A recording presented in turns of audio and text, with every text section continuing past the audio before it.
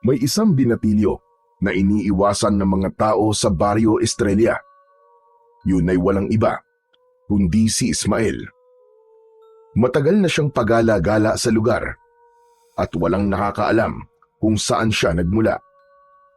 Wala siyang magulang, wala ring kapatid, wala ring tiyak na nakakaalam ng kanyang edad. Ang tansya ng ilan ay 15 o 16, pero sa itsura niya ay parang mas bata pa. Payat siya, maitim na parang sunog sa araw, laging marumi ang damit at amoy pawis. Wala siyang permanenteng tirahan. Minsan nakikita siya sa ilalim ng tulay, kung minsan naman sa gubat o di kaya ay sa likod o harap ng kapilya. Marami sa mga taga-baryo ang naniniwala na merong daw dalang malas si Ismael. Sa tuwing may nangyayaring masama, palaging siya ang sinisisi. Tulad na lamang nung namatay ang mga alagang isda ni Caminandro. Nangyari ito sa araw na napadaan si Ismael sa isdaan. Isa pa ay ang batang nasa gasaan. Sabi ng ilang nakakita, dumaan daw ang bata sa tapat ni Ismael bago mangyari ang aksidente. Noon, tahimik lang siyang nakaupo sa gilid ng kalsada at namamalimos. Walang pakialam ang binatilyo sa anumang sinasabi nila tungkol sa kanya. Sanay na siya. Bawat linggo, may bagong tsismis tungkol sa kanya na may kinalaman sa mga kamalasan. Kapag naglalakad siya at napapadaan sa kalsada, napapansin niyang humihinto ang usapan ng mga tao. Yung iba naman, bigla na lang tatalikod. Yung mga bata, pinipigilan ng mga magulang na lumapit sa kanya. Pero kahit na ganun ang trato sa kanya ng mga taga-baryo, kailanman ay hindi siya nakipagtalo o nagtanim ng sama ng loob. Tahimik lang siya. Wala rin siyang lakas ng loob para magsalita. Kahit gusto niyang ipagtanggol ang kanyang sarili, alam niyang wala ring makikinig sa kanya. Marami ang naiinis sa kanya. Madalas siyang ipetisyon ng mga tao na palayasin. Pero kahit ilang beses na siyang itinataboy, palagi siyang bumabalik. Isang gabi, dumating ang isang matandang lalaki. Magulo ang kanyang buhok. Mahaba na parang hindi nagsusuklay sa loob ng maraming taon. Puno ito ng alikabok at putik. Ang mukha nito ay balot ng dumi. Halatang walang ligo ang lalaki. Makapal din ang kanyang balbas. Ang suot niyang lumang t-shirt na kupas ay punit na sa bandang dibdib at may butas din sa tagiliran. Ang suot naman nitong short ay masyado ng maluwag, pero may sinturon ito na gawa sa pinilipit na tela. Nakasapatos ang isang paa niya. Sira na ang unahan. Kita na ang daliri sa paa. Ang kabilang paa naman ay nakatsinelas na may butas sa gitna. Ano ba yan? Ang baho naman. Reklamo ni Mang Tonyo, may-ari ng isang karinderya sa baryo, asawa ni Aling Celia. Kasalukuyan silang nagsasara ng kanilang tindahan ng oras na yon. Napalingon ang matandang lalaki dito. Dahan-dahan lang, parang hindi nagulat o nasaktan sa kanyang narinig. Bagkus ay nakangiti pa ito. Napatakip ng ilong ang mga taong nakatambay sa harap ng karinderya. Hindi nila masikmura ang masangsang na amoy ng matanda. Tumigil ang matanda sa tapat ng mga tao. Tinignan sila isa-isa. Paparating na sila! Paparating na ang mga kampon ng kadiliman! Maganda kayo! Magsipagsisi na kayo sa inyong mga kasalanan! Walang Diyo! Pambihira talaga tong baryo natin. Sukin-suki tayo sa mga palaboy at baliwa. Tonyo, ano ba? Tama na nga yan. Isarado mo na to't nang makauwi na tayo. Bakit mo ba ako pinapatigil? Hindi mo ba naririnig yung sinasabi ng matandang yan? Ay nako, ewan ko ba sa'yo? Alam mo nang ang baliw yung tao, ipapatulan mo pa. Hayaan mo na. Ay hindi pwede. Mamaya dito pa tumambayan eh. Tulad doon sa pulubi na tinutulungan mo. Kaya minamalas ang negosyo natin eh. Pambihira ka naman, oo? Ang dami-dami mo na namang sinasabi. Aba, totoo naman yun ah. Ewan ko ba kung bakit masyado kang maawain at palaging kinakampihan ng mga ganyan. Wala namang pakinabang ang mga yan eh. Hoy, ano ka ba? Tumigil-tigil ka nga, Tonyo. Huwag kang ganyan magsalita sa kapwa mo. Halika na nga rito. Hayaan mo na lang siyang magsalita ng kung ano-ano. Wala namang sinasaktan o inaapakan eh. Mas masahol pa nga dyan yung mga chismosa na laging nakaupo sa harap ng tindahan natin. Wala nang ginawa kundi manira ng tao. Ang punto ko lang naman, Celia, kapag narinig ng mga bata yung sinasabi niya, aba, baka matakot ang mga yon. Ay nako, Tonyo. Ewan ko sa'yo. Kung tutuusin mas nakakatakot pa nga ang lakas ng boses mo kaysa sa kanya. Sige na, sige na. Ipadlock mo na ang gate at tara na. Napakamot na lang sa ulo si Mang Tonyo at biglang natahimik. Bumuntong hininga siya at muling sumulyap sa matanda. Nang mapansin ng matanda na wala nang nakikinig sa kanya, tahimik siyang nagpatuloy sa paglalakad. Para siyang may hinahanap. Pagdaan niya sa isang lumang kapilya, bigla siyang tumigil. Tumingin siya sa lupa at nagsimulang manginig ang kanyang mga kamay. Ilang saglit pa, napaluhod siya at humagulgol ng iyak. Walang nakikinig! Walang naniniwala! Humanda kayo! Ano mang oras, magigising ang mga halimaw! Babalik ang mga nilalang na matagal nang ibinaon sa lupa! Maririnig niyo ang iyak nila! May paparating! May paparating na dilubyo! Biglang napabalikwas si Ismael sa kanyang pagkakahiga nang marinig ang tinig ng matandang lalaki. Kaagad niyang nakita ito sa gitna ng kalsada sa tapat ng kapilyang pinagtutulugan niya ng gabing yun. Umupo ang binatilyo, tumingin sa matanda, tapos ay may kinapa sa kanyang bulsa. Maya-maya pa ay tahimik siyang lumapit. Hawak ang isang piraso ng biskwit. Iniabot niya ito sa matanda. Tumingin ito sa kanya.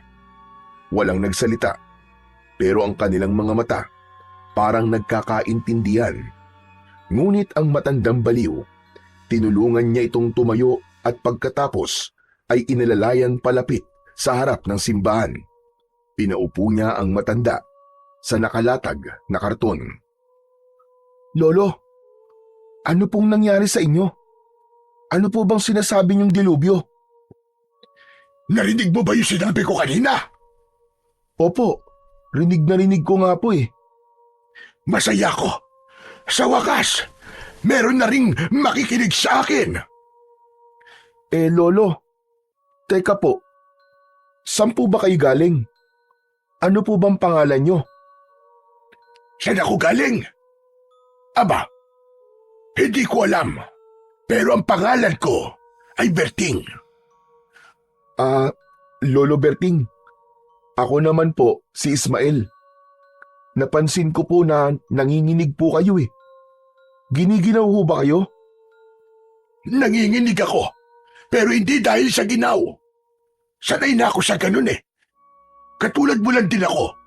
Sanay na sa lamig at gutom. Lolo, di niyo pa po nasasagot yung tanong ko kanina eh. Yung tungkol po doon sa sinasabi niyo na dilubyo na paparating. Alam niyo ho eh, parang nangingilabot po kasi ako eh. Paano na lang po ako kapag nagkatotoo po yun?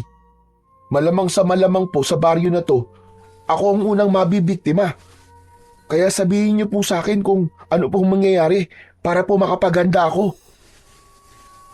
Saglit na natahimik si Lolo Berting. Tumingala siya sa langit. Tahimik na pinagmasdan ang gumagalaw na ulap na unti-unting tinatakpan ang buwan. Makinig ka sa aking mabuti, Ismael. May isang nilalang ng dilim ang malapit ng magising. Isang halimaw na masahol pa sa isang bangungot Ha? Anong klaseng nilalang po, Lolo? Tao ba siya na isinumpa o hayop na tinuruang maging masama? Hindi. Hindi siya isang tao. At mas malala pa siya sa isang hayop. Isa siyang halimaw na kayang mag-anyong tao pero wala siyang kaluluwa.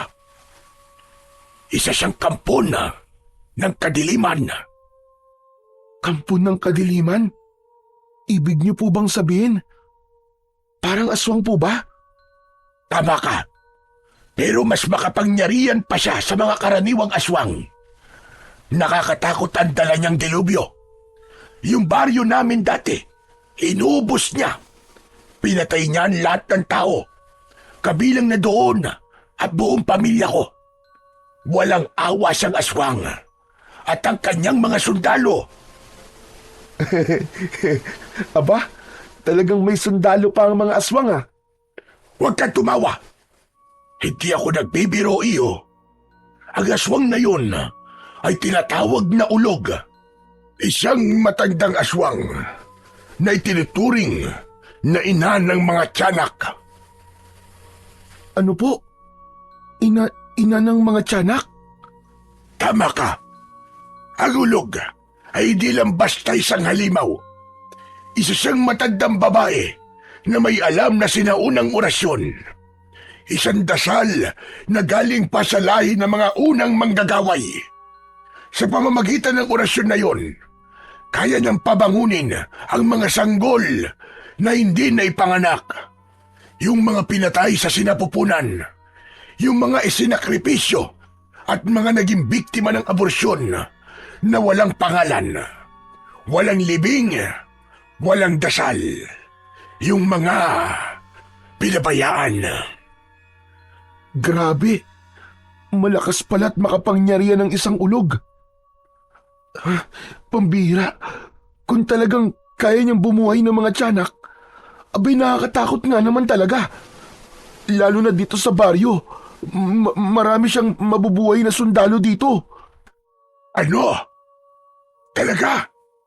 Paano mong nasabi? Isa po akong palaboy dito. Kung saan-saan po ako napapadpad dito sa baryo. Marami na po akong nasaksihan dito na kung tutusin, hindi ko na po sana dapat nakita. Ano naman ang mga yon? May isang bakanting lote po dun. Dun po sa may tabing ilog. Ginagawa pong tapunan ng mga ganon. Madalas nga po, itinatambak lang po na parang basura eh. Hindi pwede. Hindi pwede. Kung ganon, ay mas manganganib ang baryo na ito. Dahil ang lugar na sinasabi mo, Utoy, perpekto yun sa ritual ng ulog. Kung ganon, paano po natin mapipigilan ng aswang na yun sa masamang plano niya? Kailangan nating hanapin ang ngipin ng dragon. Ano po? Ngipin ng dragon? Lolo, totoo po ba yun? Akala ko po katang-isip lang po mga dragon. Hindi lahat ng alamat ay katang-isip, Ismael. Totoo ang mga dragon. Sa mga sinaunang kwento, ang dragon ay isang espiritu na may mahalagang tungkulin sa mundo ng mga patay. Ano pong ibig yung sabihin? Malalaman mo din sa takdang panahon. Kaya pala, walang nakikinig po sa inyo na ibang tao eh. Hindi po kapanipaniwala yung mga sinasabi nyo eh. Lolo Bertin, kung totoo pong may dragon, sino po magpapatunay? Wala pa namang nakakakita ng dragon eh. Dahil hindi sila basta-basta nagpapakita. Pero maniwala ka, totoong-totoo sila. Dahil kung hindi sila totoo, paano namin napatulog ang ulog? Ay oo nga no. Paano niyo po natalo ang aswang?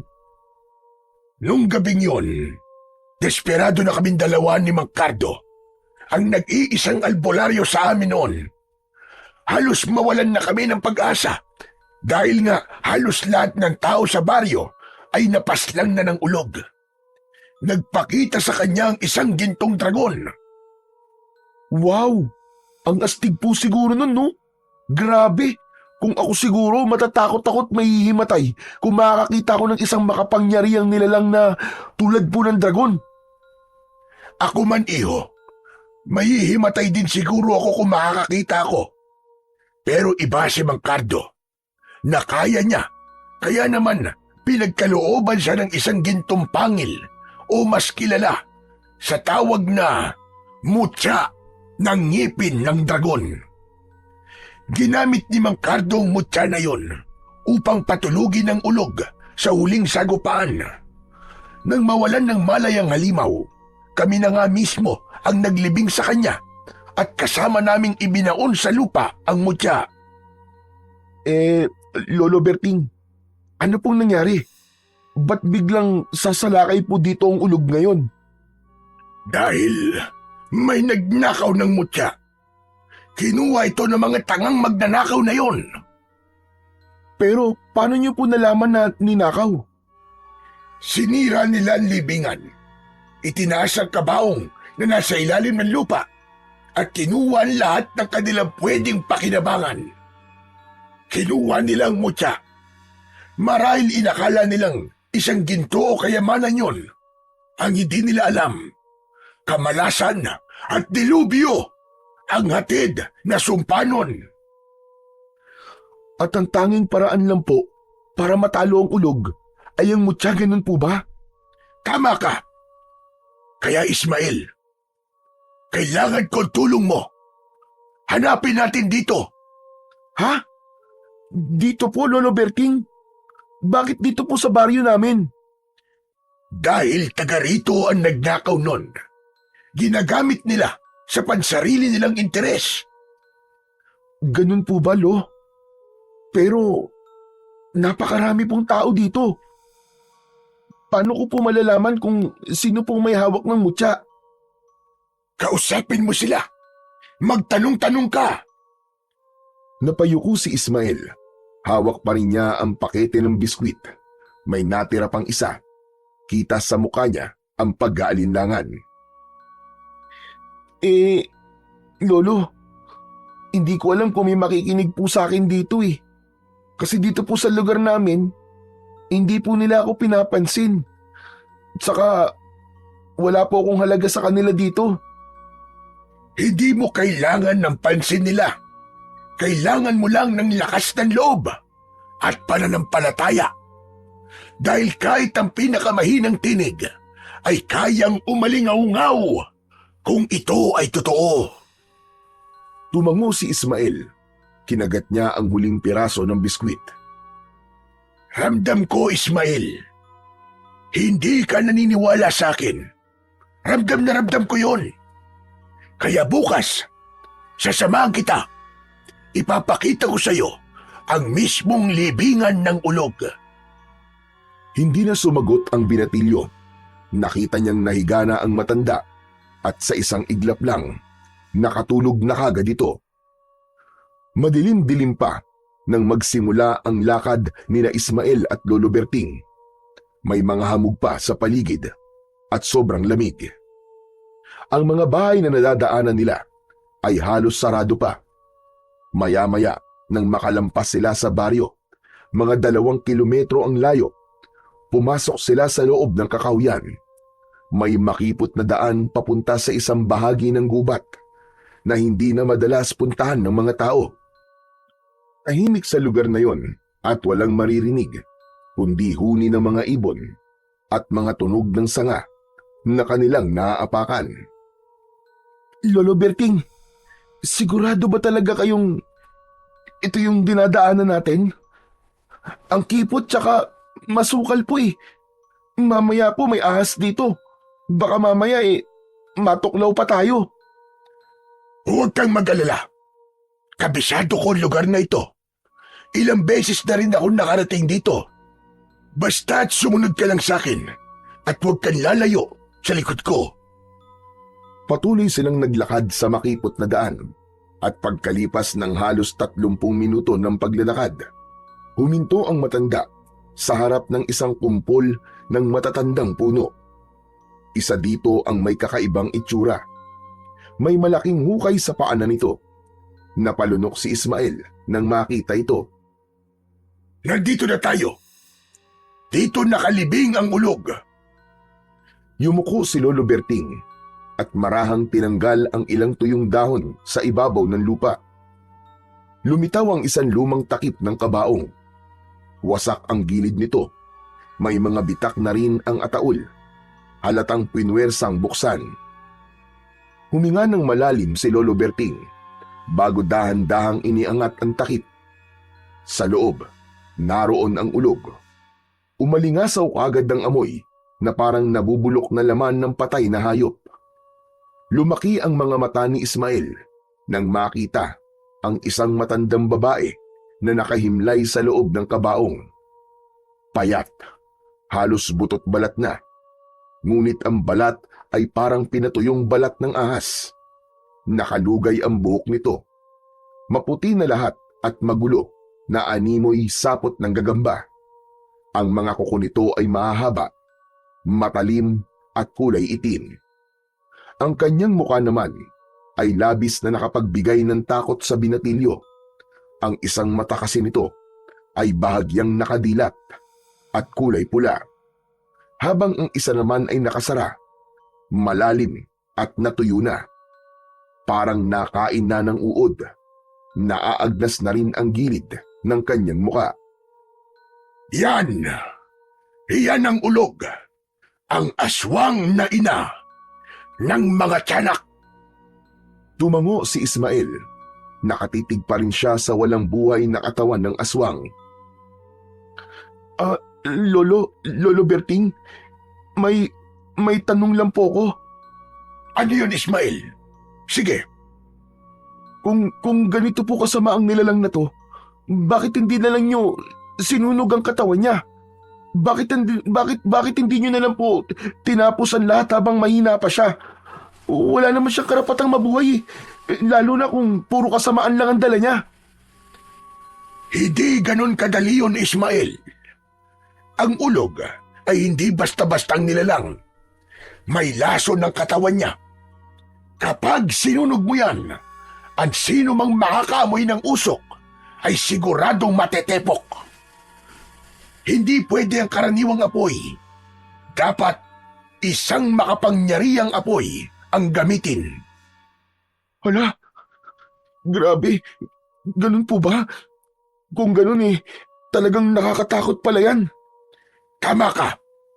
At ayon sa kwento ng lolo ko noon, ang kanyang mga ninuno ay nakaengkwentro na din ng isang ulog. Sinunog nila ito, pero marami sa kanila ang sumuka ng dugo. Para daw silang sinasakal hanggang sa nawalan na ng hangin. Kaya po pala inilibing nyo na lang. Teka, bakit nyo nga po ba ako isinama dito? Dahil alam kong hindi sapat ang kwento lang iyo. Kailangan may makaalam ng totoo. Dahil kapag may nangyari sa aking masama, ikaw na lamang ang tanging pwedeng magpatuloy at magsabi sa kanila ng babala. Muling napatitig si Ismael sa matandang aswang. Bahagya siyang napaatras nang makitang tila gumalaw ang ilang daliri nito. Lolo! Lolo, tingnan niyo! Gumalaw po yung kamay niya! Huminahon ka at huwag ka masyado maingay at baka mapabilis ang paggising niya. Lolo! Lolo, tara na! Natatakot na po ako sa nilalang na yan! Ismael! Hindi na ako sasama pabalik sa baryo. Ha? Hindi na kayo sasama? Bakit po? Paano po ako? Hindi ako pwedeng umalis dito. Kailangan kong bantayan ang katawan niya para subukang pigilin ang pag-aasik niya ng lagim. Makinig kang mabuti sa akin, Ismael. Gawin mo ang lahat para maiparating sa mga tao ang pagdating ng dilubyo. Pero tulad nga po ng sinabi ko kagabi, isa lang po akong pulubi. Wala po makikinig sa akin Lahat sila tiyak na pagtatawanan lang po ko. Saka, isa pa, baka kung magsabi ako ng tungkol sa dilubyo, baka sa akin po isisi yun. Lalo na tagtingin po nila sa akin ay malas Paano po sila maniniwala sa akin? Alam ko kung ano ang pakiramdam ng hindi pinaniniwalaan. Danas na danas ko na yan, mula noon hanggang ngayon. Pero tandaan mo, minsan, hindi mo kailangan ng tiwala ng lahat. Isang tao lang ang kailangang maniwala sa'yo. At yun na ang simula. Pero natatakot ako, Lolo Berting eh. Sana hindi nila magkatotoo ang mga sinasabi mo, Lolo Berting. Yun din ang gusto kong mangyari. Pero malinaw ang pangitain ko. Magigising ang ulog na ito. At pag nagising siya, doon na siya maghahasik ng lagim. Tinignan nito si Ismael na puno ng takot at pagkalito. Bantayan mo ang gabi, iho. Pakinggan mo ang hangin. At kung may maririnig kang iyak ng sanggol, wag na wag kang lalapit. Lumayo ka kung kinakailangan. Dehado ako nito. Paano ako? Isa lang po akong palaboy eh. Saan ako magtatago? Kaya kailangan mahanap mo ang mutya ng ngipin ng dragon para mapatahimik kagad ang halimaw na ito. Paano ko po yun hahanapin? Kung hindi ka pwedeng magtanong, magmasid-masid ka. O sige na, umalis ka na habang maaga pa. Gawin mo sana ang lahat, iyo. At saka nga pala, may isang paalala pa ako. Ang ulog ay isang mapagpanggap na nilalang. Huwag kayong magtitiwala sa mga estranghero. Umalis na si Ismael mula sa libingan ng ulog. Habang naglalakad sa makitid at masukal na daan pabalik sa baryo, paulit-ulit na bumabalik sa kanyang isipan ang mga sinabi ni Lolo Berting. Natakot na siya para sa kanyang sarili. May bahagi sa kanyang isip na gustong tumakbo palayo. Iwan ang baryo. Umalis habang may oras pa. Iligtas ang kanyang sarili. Pero may mas malakas na tinig sa puso niya na hindi niya kayang talikuran ang baryo. Oo, madalas siyang hindi pinapansin. Tinatawag siyang malas, nilalayuan at minamaliit. Kung minsan ay sinasaktan pa. Pero sa kabila ng lahat ng ito, ang naging tahanan niya ay ang baryong ito. Dito siya natutong mabuhay. Dito siya umiiyak, tumatawa, kumakain, natutulog sa gilid ng kalye. At sa kabila ng lahat, dito siya umaasang isang araw ay may makakakita rin sa kanya bilang isang tao. Siya lang ang nakakaalam ng totoo sa nalalapit na panganib. Kahit alam niyang wala siyang pangalan sa mata ng nakararami, alam niyang hindi siya dapat na basta na lamang manahimik sa tabi. Kailangan niyang kumilos para sa kaligtasan ng baryo. Samantala, naiwan naman si Lolo Berting sa harap ng lumang libingan. Tahimik, hindi kumikibo. Tinititigan niya ng matagal ang kabaong na bahagyang natatabunan ng mga tuyong dahon. Humugot siya ng malalim na buntong hininga at marahang ipinikit ang mga mata. Waring binabalikan sa isip ang mga masalimuot at masakit na alaala sa kamay ng ulog. Ang nilalang na minsan na nagdulot ng lagim sa kanilang dating baryo. Pagdilat niya, muli niya itong tinitigan at nangako siya sa sarili na hindi na mauulit ang nangyari noon. Hindi na niya hahayaan na makalabas pa sa kabaong ang aswang. Babantayan niya ang libingan. Gagawin niya ang lahat ng kanyang kayang gawin, kahit pa ang kapalit ay sarili niyang buhay. Samantala, sa baryo, abala na si Aling Celia sa loob ng kanyang karinderya. Pawis na siya sa pagluluto ng kanyang mga paninda. Wala pang 6:00, pero may ilang suki na ang dumarating para mag-agahan. Hindi niya masyadong maistima ng maigi ang kanyang mga suki dahil nalilito na siya sa dapat na unahin. Naiinis na rin siya sa asawa dahil tanghali na ito nagising. Kaya naman, nang pumasok ito sa kusina, hindi na napigilan ng ginang ang kanyang bibig. Aba, Tonyo, anong oras na? Akala mo ba'y madali ang mga trabaho ko dito? Ako na naman ang pinagagawa mo sa lahat. Ay nako, ang aga-aga nagsimula ka na naman. Sino ba kasing may gusto nito ha? Di ba ikaw naman? Ilang beses ko na rin sinabi sa'yo na magdagdag ka ng mga tauhan para di ka nahihirapan dito.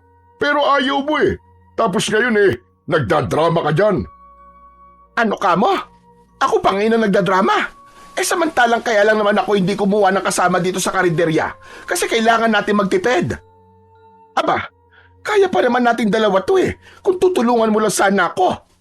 Ang tigas-tigas na mukha mong hayaan ako dito tapos ikaw puro lakwatsa at sugal lang ang inaatupag. Ay nako, ilang beses ko bang sasabihin sa'yo na wala na akong oras para tumulong dito? Saka teka lang kung wala ako, abay malamang wala ring swerte itong karinderya mo. Sikat ako, kaya dito nagpupunta mga suki mo. Ipinagmamalaki mo pa sikat ka. Sikat ka nga, pero sa sabungan, sa inuman at sa utangan. Aba, anong silbi na swerte mo sa negosyo kung hinahaluan mo naman ng bisyo? Napailing si Mang Tonyo. Umupo siya sa bangko at nagbuhos ng kape sa tasa. Alam mo, dapat nga magpasalamat ka pa sa akin Dahil kung hindi sa karisma ko, hindi dudumugin tong karinderya mo. May natural akong hatak sa tao baka hindi mo nalalaman. Napakayabang mo. Kuhang-kuha mo ang inis ka. Umalis ka na nga ditong hayop ka. Oo, chillax ka lang. Ikaw talaga, Celia, oo. Sige na, mamaya ay hihahanap kita ng bago mo makakasama dito. Bakit? May pampasweldo ka ba ha? Siyempre, ako pa ba? Wala ka kasing bilib sa akin Relax ka lang kasi. Konting tiis na lang, yayaman din tayo. Malapit na talaga. Yayaman. Galing sa sugal. Tonyo naman. Ilang beses ka lang natatalo. Tapos nababaon ka pa sa utang. Sino ba nagbabayad ng mga utang mo? Ako, hindi ba? Tapos hindi mo naman binabayaran kapag nananalo ka. Huwag ka nang mag-alala, Celia. Naumpisahan na ang swerte. Pati nga tong karinderya, di ba siniswerte na? Di mo ba ramdam? Huwag mo na akong kinokontra kapag nagsusugal ako para wag ako malasin. Kaka alam mo ba, na isahang tama ko lang. Itong karinderya mo, magiging restaurant to, maniwala ka. Sos! Ayan na naman. Paandara mo na naman ako ng mga walang silbing pangako mo na yan. Itong karinderya ko, dumadami ang suki ko kasi masarap ang mga luto ko. At mas lalong uunlad to kung sana'y tumutulong ka. Yun lang yun. Ay nako, alam mo, kahit na anong gawin ko, mali pa rin ako sa paningin mo Kung ayaw mo maniwala sa swerte ko, di wag. Basta ko, alam kong darating din yung panahon natin. At kapag dumating yon, tignan natin kung sinong unang ngingiti. Hindi na pinansin ni Aling Celia ang asawa at nagpatuloy na ito sa kanyang ginagawa. Matapos maubos ang kape, tumayo na ang lalaki. Lumabas siya sa karinderya at agad na nakipagkwentuhan sa mga kapwa niya sa bungero sa may kanto. Naiwan si Aling Celia sa loob ng karinderya. Tahimik lang siyang nag-aasikaso ng kanyang mga customer. Nagliligpit siya ng mga pinagkainan, nagbabalot ng take-out, nagluluto at naghuhugas ng pinggan. Hay nako, ano ba naman buhay ito? Kailangan ko na siguro talagang humanap ng mga kasama dito sa tindahan. Wala na talaga silbi ang asawa kong magaling. Pwisit talaga. Kung bakit ba sa dinabi namin ng lalaki, siya pang napili ko. Napakamalas ko naman. Ilang oras pa ang nakalipas habang abala sa pag-aasikaso ang babae. Napansin niya si Ismael na paparating. Dahan-dahan ang lakad nito. Parang wala sa sarili. Tulala at parang may malalim na iniisip. Napatingin si Aling Celia sa orasan. 9:00 na ng umaga. Ismael! Hoy, Ismael! Halika nga rito. Napalingon si Ismael, parang nagulat sa tawag. Saglit siyang tumigil. Tinignan niya si Aling Celia, sa kadahan-dahang lumapit. Tahimik pa rin siya at nakayuko. Oy, bata ka. Ano ba nangyari sa'yo? Parang ilang araw ka nang di natutulog ah. Kumain ka na ba ha? Umiling lang si Ismael. Walang salitang lumabas sa bibig. Tumangu-tangu lang siya ng marahan. O siya, halika na. Pumasok ka na muna rito. Dito, maupo ka. Mag-almusal ka muna bago ka kung saan-saan magpunta. May natira pang sinangag tsaka longganisa. Mainit-init pa yan. Hindi na tumanggi si Ismael. Tahimik siyang naupo sa isang sulok ng karinderya. Agad namang inihain ni Aling Celia ang pagkain. Nilagyan niya ng kanin, itlog at 3 pirasong longganisa ang plato. Sabay naglagay ng malamig na tubig sa baso. O hayan ha, kumain ka lang dyan. Di mo na kailangang bayaran yan. Salamat po, Aling Celia. Kayo na po talaga ang pinakamabait po dito sa baryo. Hay nako, huwag mong sabihin yan at baka marinig ka ng asawa kong si Tonyong demonyo. Baka kung ano na naman ang sabihin nun. Hindi mo ba alam? Ayaw na ayaw nun sa'yo. Ay nako, ewan ko ba doon kung bakit? Kaya nga po, napapansin ko rin po eh. Hindi po ako makalapit kapag nariyan po siya. Pabayaan mo na. Wala namang alam yun kundi sugal, sabong at inom. Minsan nga iniisip ko mas mabuti pang wala na lang akong asawa eh. Perwisyo sa buhay ang asawa kong yon at walang silbi. Napangiti ng konti si Ismael sa sinabi ng ginang. Tahimik na nagsimulang kumain ang binatilyo. Gutom na gutom ito. Doon lang niya naisip na ilang araw na din siyang hindi nakakakain ng matino. Tulad ng nakarang araw na tanging ilang piraso lang ng biskwit ang kanyang ginawang panghapunan. Napansin naman ni Aling Celia na nanginginig ang kamay niya habang isinusubo ang pagkain. Nako, ganyan ka ba talaga kagutom? Kawawa ka naman. Di bale, may tinapay pa ako dyan. Itago mo para may pangmeryenda ka mamaya ha. Tapos mamayang gabi, dumaan ka dito. Bibigyan kita ulit ng pagkain. Talaga po? Ayos lang po ba sa inyo yun, Aling Celia? Hindi po ba nakakahiya? Kasi nababawasan ko po ang pagkain at kita nyo. Aba, hindi ah. Huwag mong iniisip yan. Mas gusto ko nga yung may nakikinabang sa ginagawa ko kaysa naman dun sa isa na kahit maghugas ng pinggan ay hindi magawa. Puro pasarap pa. Buwisit talaga. Napatingin silang dalawa sa labas. Sa hindi kalayuan ay nakita nila ang lalaki na patuloy na nakikipagkwentuhan sa mga sabungero. May hawak na itong bote ng beer kahit umaga pa lang. Oh, nakita mo na. Di ba ang galing? Ang sarap ng buhay. Samantalang ako dito, nagkakandakuba na sa pagtatrabaho. Aling Celia, meron po ba akong maitutulong sa inyo? Nako, ayos lang. Pero alam mo, kung gusto mo, minsan bumalik-balik ka dito. Pag wala yung asawa ko, tulungan mo ko maghugas ng pinggan. Libre pagkain at bibigyan pa kita ng sahod. Talaga po? Sige po, Aling Celia. Tsaka kahit wala pong sahod, okay na po sa akin. Kahit libreng pagkain lang po, masayang-masaya na po ako nun. Kahit po ngayon, tutulungan ko na po kayo sa mga trabaho po dito. Talaga? O sige, kung yan ang gusto mo. O siya, ituloy mo muna yung pagkain mo ha. Aasikasuhin ko lang yung mga bumibili. Ipinagpatuloy ni Ismael ang kanyang pagkain. Ngunit nang matapos siya, bigla naman niyang naalala ang kanyang nakita sa gubat at ang dilubyo na maaaring mangyari sa kanilang baryo. Nalungkot ang binatilyo dahil sa kabutihan ni Aling Celia sa kanya. Hindi na lang sarili niya ang gusto niyang mailigtas. Kailangan na talagang mahanap ang mutya. Ayoko masaktan si Aling Celia. Tahimik niyang inilagay sa gilid ng mesa ang pinagkainan niya. Tumingin siya sa paligid ng karinderya, sa mga upuan, sa kurtinang medyo naninilaw na dahil sa tagal ng nakasabit sa lumang larawan ni Aling Celia at ng asawa nitong nakasabit sa dingding. Bigla siyang natulala. Ngunit bigla siyang nagising sa kanyang pag-iisip nang bumalik si Aling Celia, bitbit ang bayad ng customer. O ano, ayos ka lang ba riyan? Parang ang lalim ng iniisip mo. Opo Aling Celia, okay lang po ako. Eh bakit parang malungkot ka? May naalala lang po kasi ako eh. Tungkol po dun sa babala ng matanda. Tungkol po sa paparating na dilubyo.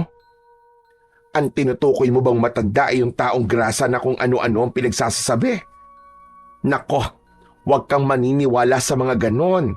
Kasi yung isip nila kung saan-saan nakakarating at namamasyal. Minsan, dala na lang din ng katandaan o gutom. Kaya kung ano-ano na lang ang lumalabas sa bibig.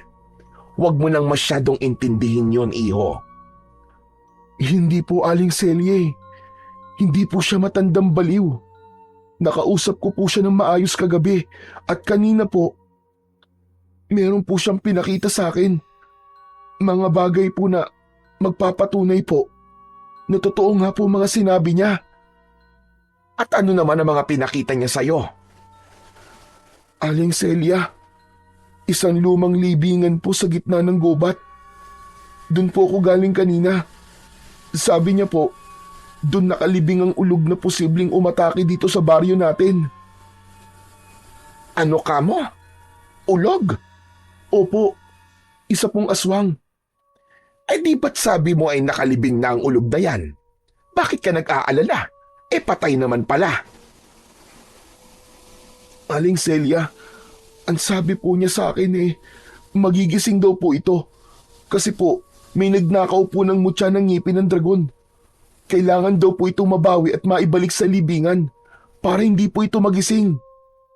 Aba, nakakatakot nga naman yan, iho. Pero sigurado ka bang ulog ang nakita mo? Opo, Aling Celia. Nakakatakot nga po siya. Ang pangit po ng mukha niya. Parang halimaw. Parang kalahating ahas at kalahating tao. At kung totoo po na magising ito, lahat po ng tao dito mauubos po. Ganon kalakas ang aswang na yon? Opo, Aling Celia. Jesus Maria Josep, paano yan? Paano natin hahanapin yung mutya na yon?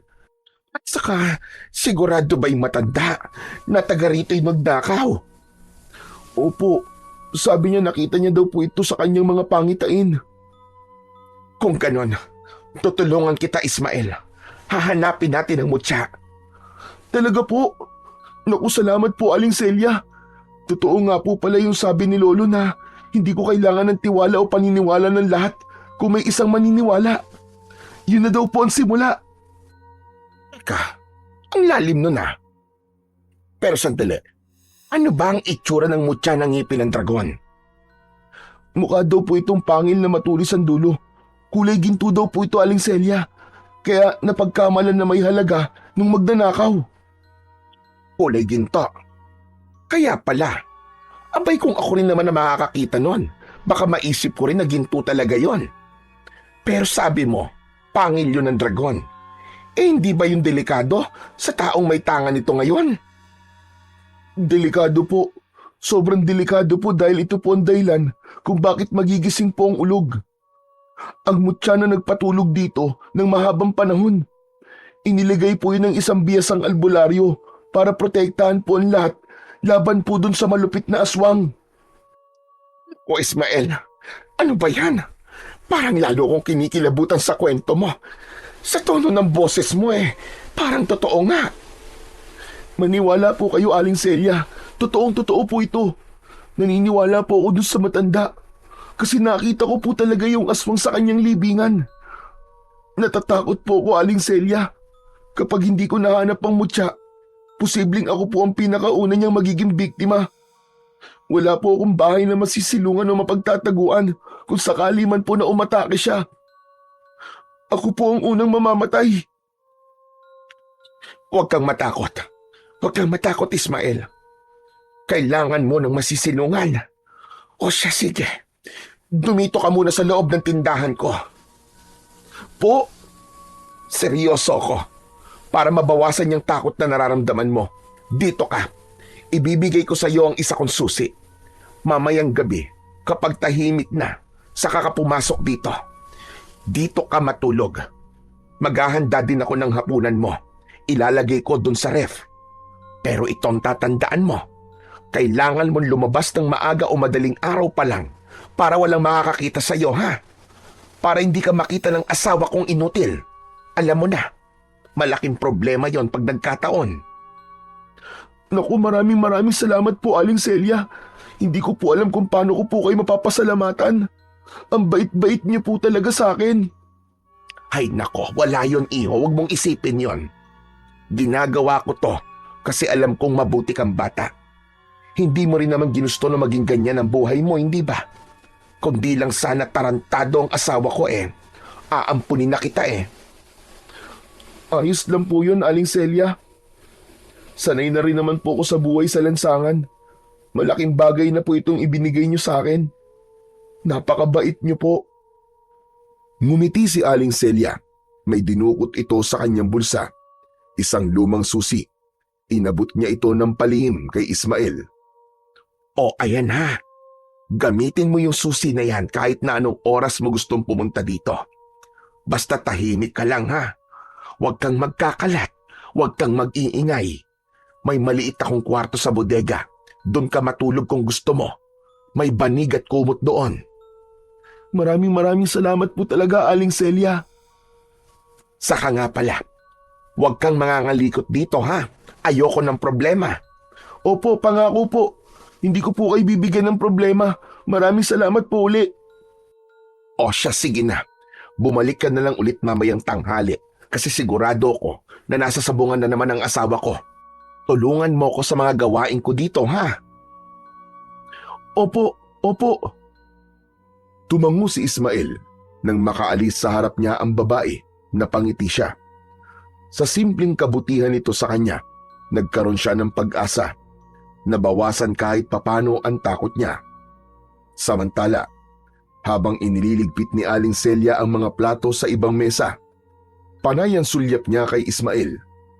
Hindi man niya aminin, pero may kung anong kaba siyang naramdaman nang marinig mula sa binatilyo ang banta ng ulog. Minsan na niyang napakinggan ng kwento tungkol dito, pero matagal ng panahon yun, kaya medyo nakalimutan na niya. At kung hindi lang pinaalala ng bata ang tungkol dito, hindi pa niya maaalala ang minsang naikwento sa kanya ng kanyang lolo. Napakagat labi siya. Hindi na lang si Ismael ang kinakabahan, kundi pati siya. Samantala, pagdating ng tanghali, nasa sabungan si Mang Tonyo. Maingay ang lugar, amoy pawis, sigarilyo at alikabok. Nasa isang sulok si Mang Tonyo, may hawak na manok habang nakaupo sa bangko. Dumaan ang tagabantay ng sabungan at napansin siya. Aba, Mang Tonyo, andito ka na naman. Iniwan mo na naman yung asawa mo doon sa karinderya. Nako, pabayaan mo yun doon. Kaya-kaya na niya mga gawain doon Marunong yun sa lahat Ako, dito ako kailangan. Dito ang swerte ko At dito maraming pera. Iba ka talaga. Kung sa bagay, ilang araw ka na siniswerte Sana all. Lahat ng pusta mo, paldo. Aba, syempre. Akin lahat ng swerte. Kaya't magdididikit ka sa akin. Kaya nga para kang may agimat. Aba, anong agimat? Wala. Wala akong agimat. Anong pinagsasabi mo? Swerte lang talaga ako. Tumawa si Tonyo, sabay lakad papunta sa gitna ng sabungan, habang patuloy ang tawanan at sigawan ng mga tao. Kinagabihan, matapos ang maghapong pagtulong sa karinderya, napaupo si Ismael sa tabi ng kalan. Tahimik na ang paligid. Wala na ang mga suki. Wala na rin ang amoy ng nilulutong ulam. Tapos na rin siya sa maghapong hugasin. Lumapit sa kanya si Aling Celia na may hawak na plastik ng mga panindang natira. Ismael, mauuna na ako ha. Uuwi na muna ako sa bahay. Pakicheck na lang itong pinto sa likod ha. Yung mga kaldero, bukas na lang linisin. Magpahinga ka na rin. Alam kong pagod ka na, iho. Opo, ako na pong bahala. Ngumiti lang si Aling Celia, pero may bakas ng pagod at pag-aalala sa kanyang muka. Lumingon pa ito sa paligid bago tuluyang lumabas at isinara ang pintuan. Pagkaalis ng babae, tumayo si Ismael at isinara ang mga bintana. Tahimik na niyang pinatay ang ilaw sa loob, maliban sa isang maliit na bumbilyang nakasabit sa may kusina. Huminga siya ng malalim at nagtungo sa bodega. Nakita niyang may pang-isahang higaan doon sa gitna ng mga lumang sako at kahon ng mga dilata. Nahiga na ang binatilyo at sinubukang matulog.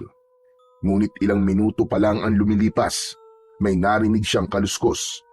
Maingat, dahan-dahan. Parang may naglalakad sa labas ng karinderya. Naisip kagad ng binatilyo na baka magnanakaw. Narinig niyang may nagbukas ng pinto hanggang sa may narinig siyang boses. Dito na lang tayo. Wala naman tao dito eh. Tayo lang. Nanlaki ang mata ni Ismael. Agad siyang gumapang sa likod ng mga sako at nagtago sa dilim. Mula sa siwang ng pinto ng bodega, nasilip niya si Mang Tonyo, kasama ang isang babae. Medyo bata pa ito, naka-miniskirt at may makapal na kolorete sa muka. Nagtanong ang babae kung talaga bang walang makakaistorbo sa kanila. Wala na. Umuwi na yung matanda kong asawa eh. Halika na. Pumasok sila sa loob ng bodega, sa mismong lugar kung saan kanina lamang ay nakahiga si Ismael. Napansin ng lalaki ang ayos ng katre. Napakunot ang noo nito at sandaling nag-isip. Naglakad-lakad si Tonyo, parang sinusuri ang paligid. Napahigpit ang hawak ni Ismael sa lumang sako habang nakayuko sa likod ng mga kahon. Bumundol ang labis na kaba sa dibdib ng binatilyo. Akala niya ay mahuhuli na siya. Mabuti na lang at nagmadali ang babae at sinabing tapusin na nila ang kailangan nilang gawin dahil gusto na rin itong umuwi. Agad na inalis ng lalaki ang itim na jacket at ibinaba ito sa sahig. Hinila niya ang babae palapit sa kanya. Hindi na sila nag-aksaya ng oras. Si Ismael, sa kanyang pinagtataguan, ay napatakip na lamang ng bibig gamit ang dalawang kamay. Hindi na siya halos humihinga.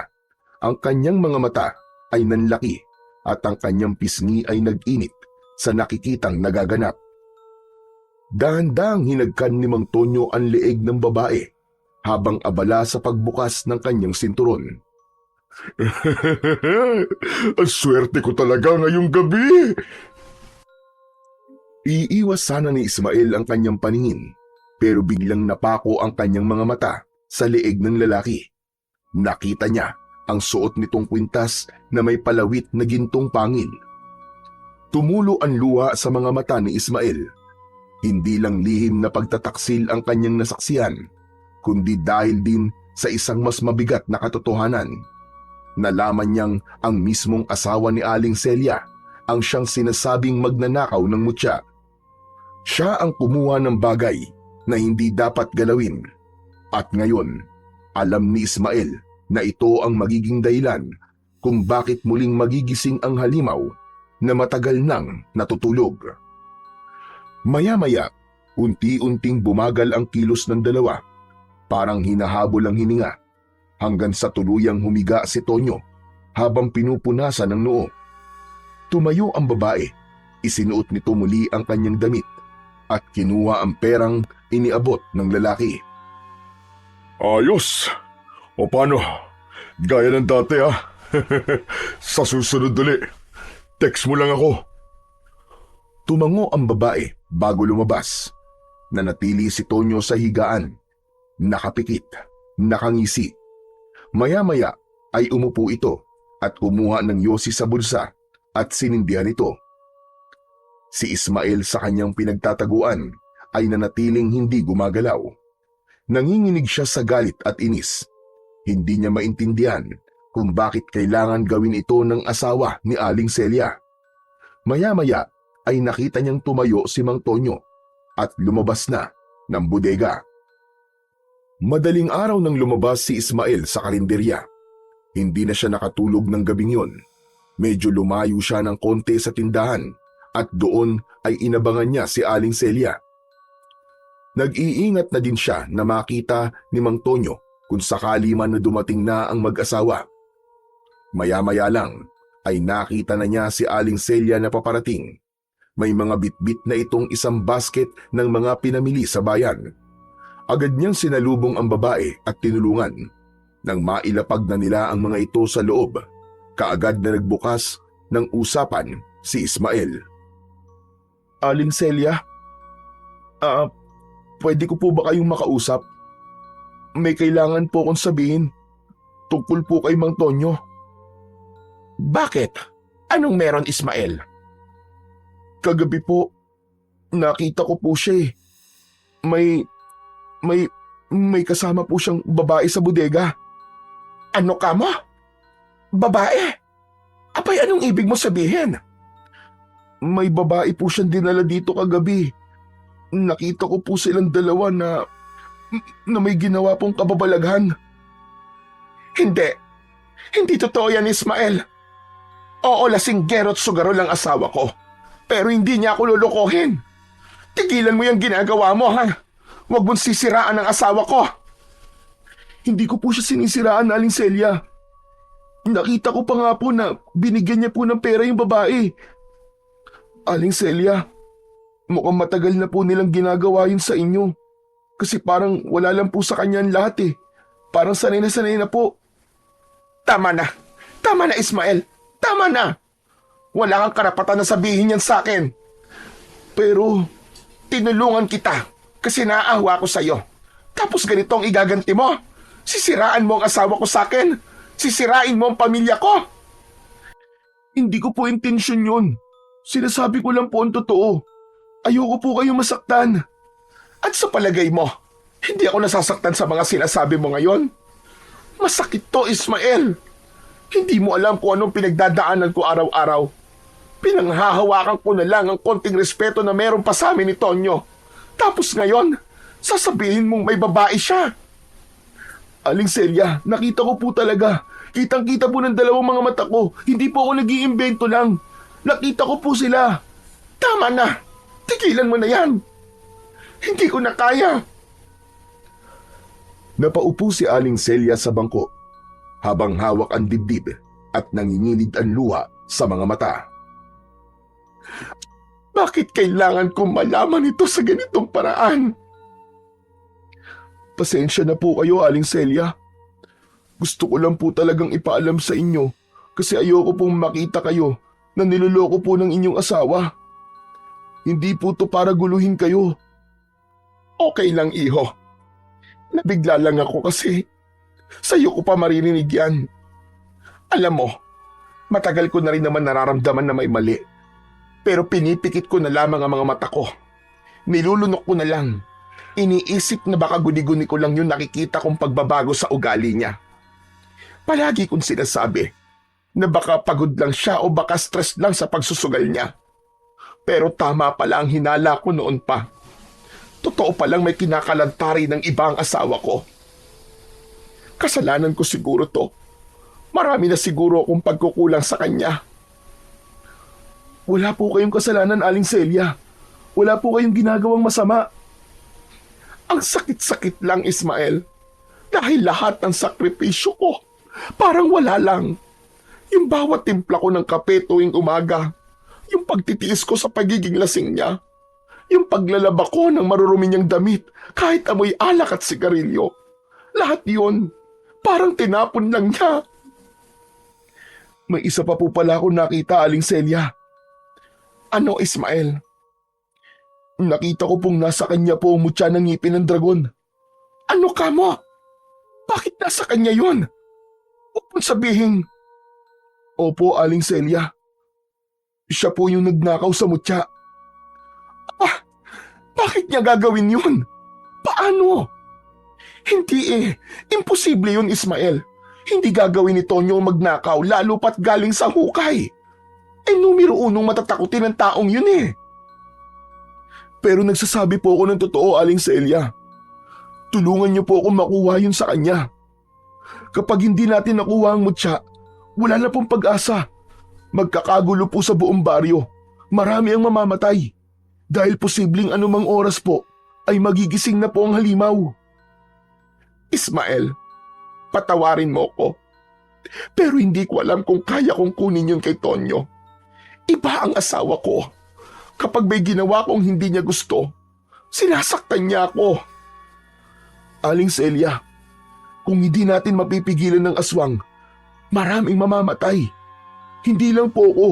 Baka pati kayo at lahat po ng kumakain sa karinderya nyo, lahat po ng mga bata. Baka pati ang anak nyo, mapahamak. Hindi ko alam kung kaya ko. Pero sige, susubukan ko, Ismael. Salamat po. Pangako, kapag nakuha na po natin ang mutya, magiging tahimik na rin po ang lahat. Pero kung sakali man po nahuli na ang lahat, asahan po nyo na poprotektahan ko po kayo. Hindi ko po kayo pababayaan, Aling Celia. Salamat, iho. Pero sinasabi ko na sa iyo ngayon, mahirap tong gagawin ko. Sana hindi lang to basta kwento, ha? Opo, hindi ko po kayo niloloko. Saglit silang nagkatitigan, parehong may takot sa kanilang mga mata. Habang tahimik na nag-iisip si Aling Celia at si Ismael ay may narinig na kaguluhan sa labas. Una, may hinang yabag. Pagkatapos mga boses, paunti-unting lumalakas. Nagkatinginan silang dalawa. Lumapit sila sa bungad ng karinderya at mula roon, nakita nila ang ilang tao na nagtatakbuhan. May nagsabi sa kanila na may namimigay daw ng regalo. Napakunot ang noo ni Ismael. Sa gitna ng kalsada, tanaw niya ang kumpulan ng mga tao. Karamihan ay mga matatanda at bata. Sila ang unang pinuntahan ng dayo. Tuwang-tuwa ang mga ito na nakatanggap ng ayuda. Regalo? Halika, Ismael. Tignan natin. Sumabay sila sa agos ng mga tao hanggang sa marating nila ang gitna ng kumpulan. At doon, nakita nila ang tinutukoy ng mga tao. Isang magandang babaeng dayo. May dalang basket na puno ng mga pagkaing tinapay, prutas at ilang sobre. Lahat ng matatanda at batang lumalapit sa kanya ay may natatanggap. Para siyang diwata sa mata ng mga tao. Grabe! Ang ganda-ganda naman niya. Parang artista. Pero si Ismael hindi mapakali. Kahit mabait at maganda ang itsura ng babae sa kanyang harap, ay may kutob siyang hindi maganda dito. May naaamoy siyang kakaiba. Hindi amoy ng tinapay at tsokolate, at hindi rin amoy ng taong pawisan. Iba, parang amoy ng bulok na hayop na pilit tinakpan ng pabango. Biglang napakunot ang kanyang noo nang mapagtanto na parang siya lang ang nakakaamoy nun. Teka, ang baho naman. Ba't ganun? Ano yon, Ismael? Wala po ba kayo naaamoy na masangsang? Ang baho. Ha? Wala naman ah. Alam mo, mabuti pa pumila ka na rin. Sayang din yung pinamimigay niya, oh. Pero hindi lumapit si Ismael. Pinili na lang niya na manood habang pinagmamasdan niya ang dayong babae. Tila lumilinaw ang kutob niyang hindi lang ito basta dayo. Kinagabihan, hindi na bumalik pa si Ismael sa loob ng karinderya. Sa kabila ng ilang beses na pagtanggi ni Aling Celia nang isaoli niya ang susi, pinili na lamang niyang manatili sa labas at matulog sa likod ng simbahan. Kinakabahan siya tulad pa rin ng dati dahil sa takot na baka biglang may umatake, pero tinanggap na niya kung sakali man. Naganda na lamang siya ng isang kutsilyo at yon ang kanyang itinabi sa kanyang pagtulog. Inayos niya ang sarili at pinilit na ipikit ang kanyang mga mata, pero hindi siya nakatulog. Malalim na ang gabi, pero nanatiling mulat ang kanyang mga mata. Gising na gising ang kanyang diwa. Tahimik na ang gabi. Tanging mga kahol na lang ng aso ang naririnig sa paligid. Hanggang sa may narinig siyang kaluskos. Mahina yon, parang ingat na ingat sa pagkilos. Mabilis siyang napatayo at agad na nagtago. Sinilip niya kung sino pa ang gising ng mga oras na yon. Doon niya nakita ang isang anino na naglalakad. Walang direksyon ang tingin nito at parang walang buhay kung gumalaw. Siya? Anong ginagawa niya rito? Nakilala niya ito, ang babaeng dayo. Hindi siya makapaniwala sa kanyang nakita. Parang wala ito sa sarili. Waring nasa ilalim ng kung anong hipnotismo. Sinundan niya ito, dahan-dahan, ingat na wag makalikha ng ingay. Ang direksyon ng babae, patungo sa bakanting lupang malapit sa ilog. Isang lugar na kinaiinisan, kinatatakutan, at kadalasang iniiwasan ng mga taga-baryo. Ang lugar kung saan itinatapon ang mga sanggol na walang pangalan. Yung mga hindi na piniling isilang, yung mga dinala sa mundo pero hindi pinanindigan. Yung mga iniwan, inabandona, hanggang sa mamatay, sa gutom, lamig o takot. Lahat ng tagaron, alam ang istorya ng lupain yon, kaya walang pumupunta sa lugar na yon. Pabilis ng pabilis ang tibok ng puso ng binatilyo, habang sinusundan pa rin ang babae. Alam niyang hindi na lang kutob at masamang hinala ang kanyang nararamdaman. Sigurado na siyang may mali sa babae. Anong gagawin niya dito? Mula sa kanyang pwesto, tanaw na tanaw niya ang babae. Nakatingin sa tubig. Parang umaawit ito pero mahina lang. Hindi maintindihan ni Ismael ang sinasabi nito, ngunit malinaw sa kanyang hindi pangkaraniwan ang inaawit ng babae. Bigla itong lumusong sa tubig. Lumubog ito sa gitna ng ilog. Nakasilip pa rin ang binatilyo. Tahimik. Halos hindi na humihinga. Ilang segundo na ang lumipas. Walang gumagalaw. Wala ring kakaibang tunog, kundi ang mahina at kalmadong tubig. Natakot si Ismael. Naisip niyang baka nagpakamatay ang babae. Lumapit siya sa may ilog at pilit na tinatanaw ang lugar kung saan ito lumubog. Isang minuto pa ay nagpasya na siyang tatalon na rin sana sa tubig. Ngunit biglang may umahon, pero hindi na ito ang parehong babae. Napaatras ang binatilyo. Nanlaki ang kanyang mga mata sa kanyang nakita. Napakagat sa kamay para hindi makalika ng sigaw.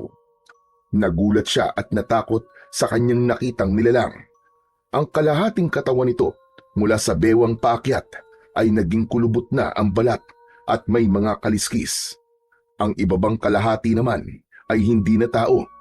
Isang dambuhalang buntot ng ahas ang pumalit sa kanyang mga paa. Makapal, madulas at kumikislot sa tubig. Nakatalikod ito sa kanya. Nanginig ang mga tuhod ni Ismael pero pinilit niyang humakbang palayo sa nilalang. Muli siyang nakapagtago sa likod ng isang puno. Ang babae sa kanyang paningin ay tila isang nilalang na mula sa alamat. Kalahating babae, kalahating ahas. Sigurado na siya, ito na nga ang ulog na ipinakita sa kanya ni Lolo Berto na dating nakalibing sa gubat. Hindi maaari ito. Gising na siya. Gising na ang ulog. Napatitig si Ismael sa aswang na nasa kanyang harapan. Nakita niya itong kumilos.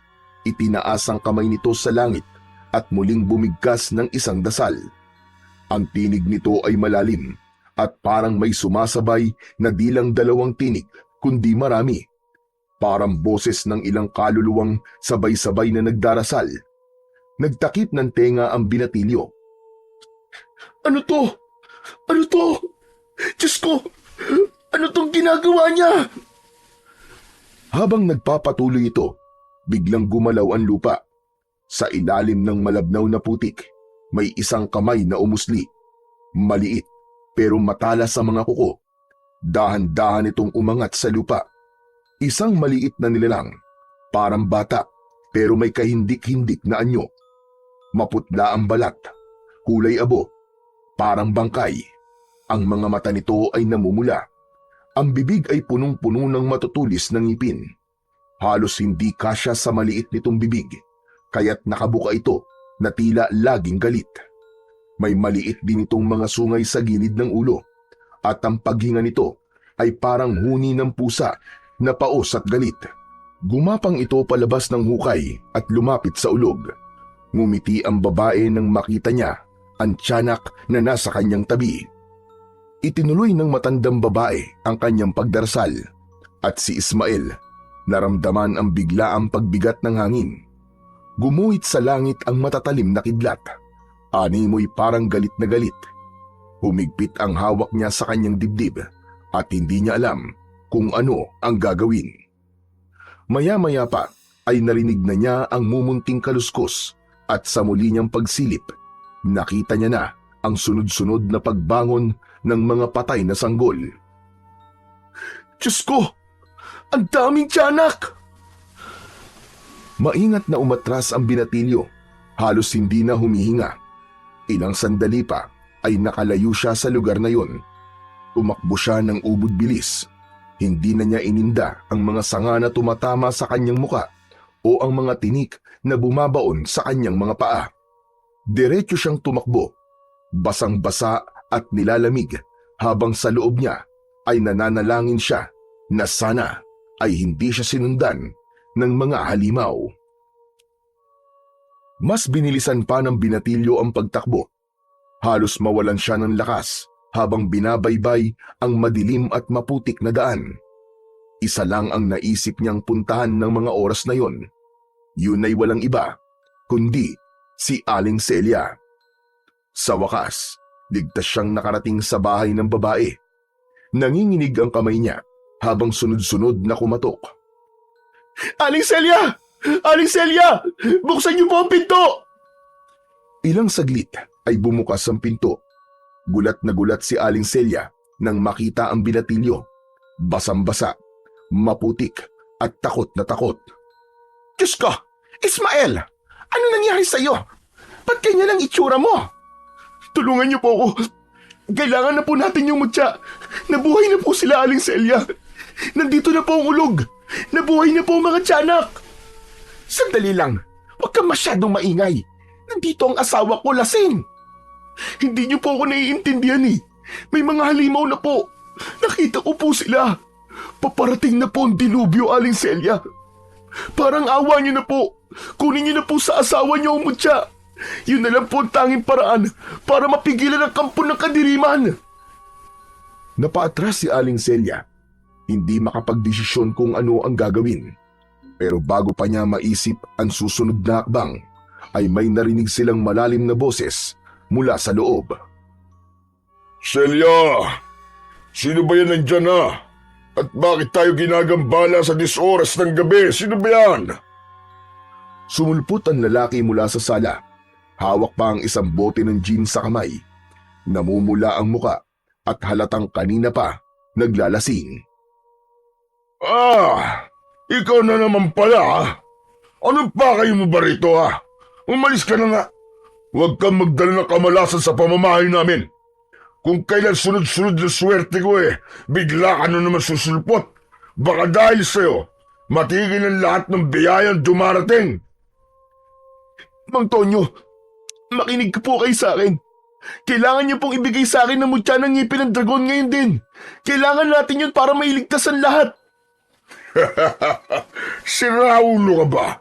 Bakit ko naman nabibigay sa'yo ang bagay na nagbibigay ng swerte sa akin, Alam mo ba simula ng kunin ko to ay naging sunod-sunod na ang panalo ko sa sabong? Kaya bakit ko ito ibibigay sa'yo? Siraulo ka pala Nasa iyo talaga ang ngipin ng dragon, Tonyo. Anong ngipin ang sinasabi mo? Ang kinuha ko, yung gintong pangil na pampaswerte. Anong pampaswerte? Malas ang bagay na yan, Tonyo. Paano mo nakuha yan? Nagsimulang magkwento si Mang Tonyo. Ayon sa kanya, nagsimula ang lahat ng mapag-usapan nilang mga sabungero ang tungkol sa mga anting-anting na pampaswerte at kung ano-anong kababalaghan. Hanggang sa napunta ang usapan tungkol sa gintong pangil na nakabaon sa libingan na nasa gitna ng gubat.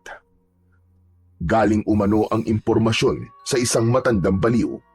Dito nila narinig ang tungkol sa pampaswerteng anting-anting. Habang ang iba niyang kasama ay natatawa at nagsasabing kwento lang yon ng mga lasing, si Mang Tonyo ang sumeryoso dito. Tinandaan niya ang bawat detalye ng kwento, kasama na dito ang lokasyon. Kaya naman, kahit takot sa patay o sa mga multo, pinuntahan niya ang lugar na yon. Ani ay walang tao ang aasenso sa takot. Dala ang sako, itak at asarol. Tinungo niya ang libingan. Matagal din siyang naghanap, pero hindi siya tumigil. At sa wakas, nang makita niya ito, agad niyang hinukay at nakita nga niya ang kwintas na nagbibigay ng swerte. Natakot siya sa nakahigang bangkay na naroon, pero binaliwala lang niya. Mabilis niyang hinablot ito at saka tumakbo pauwi. Simula noon, nagmistulang gumanda ang kapalaran ni Mang Tonyo. Palagi na siyang nananalo sa sabong. Bakit niyo po ginawa yun, Mang Tonyo? Alam niyo po bang dahil po doon, nabuhay po ang ulog? Anong ulog-ulog ang pinagsasabi mo? Umalis ka nga dito at baka maupakan pa kita. Tonyo, pakinggan mo muna si Ismael. Paano kung totoo ang sinasabi niya? Ano? Ikaw din? Naniniwala ka sa pulubing baliw na yan? Wala kang magulang yun eh. Tapos ngayon, wala na ring utak. Totoo po ang sinasabi ko, Manong Tonyo. Nung kunin niyo po ang mutya na yan, na wala ang kapangyarihang pumipigil sa alimaw na magising. Ngayon bumangon na siya. Naroon siya sa bakanting lote, doon sa tabing ilog. Nakita ko po mismo. Yung babaeng kalahating ahas. Binuhay niya po ang mga sanggol na nakalibing doon. Yung mga sanggol na naging mga tiyanak. Ibigay niyo na po sa akin ang mutya. Parang awa niyo na po. Nanganganib tayong lahat. Nanganganib po ang buong baryo. Ano ngayon kung totoo? Anong kinalaman ko dyan ha? Kung may kakayahan ng mutya na to na proteksyonan ang sarili ko, aba edi mas lalong hindi ko to ibibigay sa'yo. Ano ko, Hilo? Ano naman magagawa mo? Isa ka lang binatilyo na walang silbi. Pulubi ka lang. Aba, sandali lang naman, Tonyo.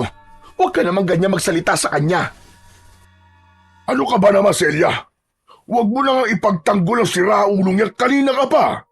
Kung gulpihin kaya kita, gusto mo? Huwag po. Huwag po, Mang Tonyo. Huwag niyo po sasaktan si Aling Celia. Ako na lang po nakikiusap. Ibigay niyo na po sa akin ang kwintas.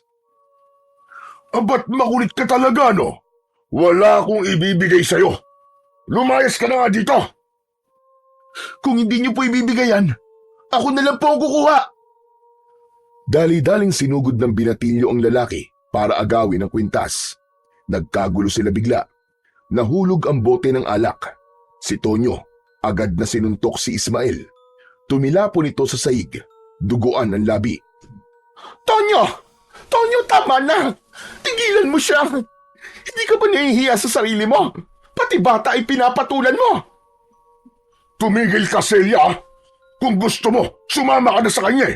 Sige, lumayas kayong dalawa. Hindi ko kayo kailangan. Habang galit na galit si Mang Tonyo, hindi niya namalayan na hinablot na ni Aling Celia ang kwintas mula sa kanyang leeg. Nang ibaling ni Mang Tonyo ang atensyon niya kay Celia, huli na. Nakita niya itong hawak-hawak na nito ang mutya.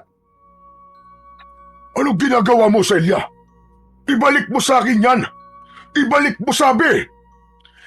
Hindi ko na kayang suportahan niyang katarantaduhan mo, Tonyo. Sawang-sawa na ako. Ayoko na maging parte ng kasakiman mo. Celia, ibalik mo sa akin yan. Alam mo ba lahat ng meron tayo ngayon ay dahil sa anting-anting na yan, ha? Hindi.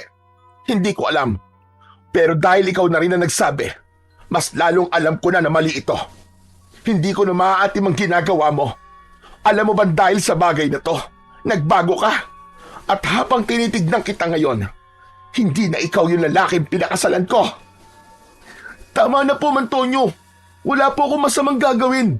Ang mutya po na yan, nagagamitin lang po natin para mailigtas ang baryo laban sa aswang na ulog. Wala akong pakialam kung anong klase ng dilubyo ang dumating. Ibalik mo sa akin yan, Celia. 1, 2. Huwag mo nang paabuti ng 3. Kundi ano? Sasaktan mo ko? Papatayin mo ko? Ganyan ka na ba talaga? Wala ka ng konsensya. Maaatim mong may mamatay na dahil lang sa anting-anting na ito. Ipagpapalit mo ang buhay nating lahat para lang mapasayo ang mga bagay na gusto mo. Akin na yan. Ibalik mo sabi sa akin yan eh. Eto Ismael, kunin mo kwintas. Gawin mo ang tama. At sana, magtagumpay ka sa pagliligtas sa baryong ito. Agad na umalis si Ismael. Hawak-hawak ang mutya.